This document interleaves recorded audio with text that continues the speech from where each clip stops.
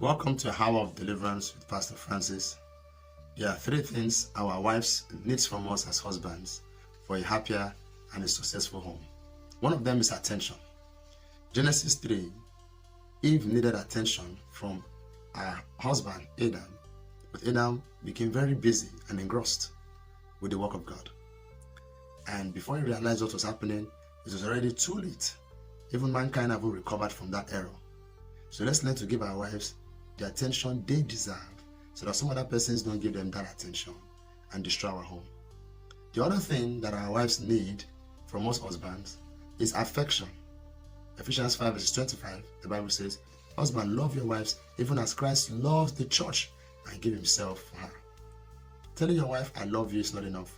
You must show her that you love her. In the book of Genesis 34, there was a lady by the name of Dinah under the household of Jacob. She didn't have enough affection in the home, so she went out to look for love in the wrong place. She came back wounded, she came back molested, she came back ashamed. Her womanhood was taken away from her. Why? There was no much affection in the home. So let's learn to show affection to our wives so that some other persons don't show them affection and destroy our home. The last thing that our wives need from us as husbands is appreciation. All the house chores they do, taking care of the kids, fetching water, ironing the clothes, going to the market, making sure the house is okay, supporting the business, whatever they do to support the home, they should be appreciated. Learn to tell your wife thank you for the things you do. You can appreciate her with a gift. You could take her out, buy her some new dresses or new clothes. Make her happy. Let her know that she's appreciated for those efforts she puts in the home.